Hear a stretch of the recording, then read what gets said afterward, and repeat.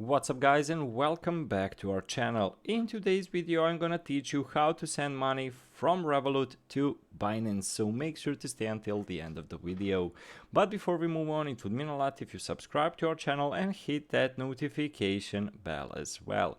So let's jump to the topic. So how to send money from Revolut to Binance account. So there are a couple of steps.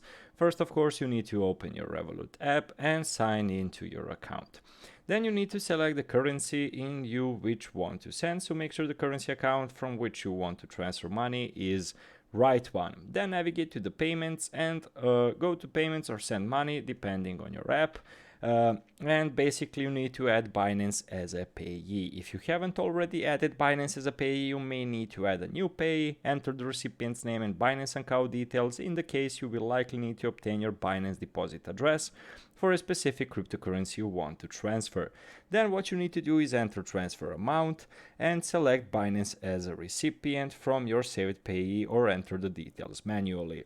Of course, you should review and confirm all the payments and complete the transfer. Once you have checked it and once you're satisfied with the details, proceed to complete the transfer.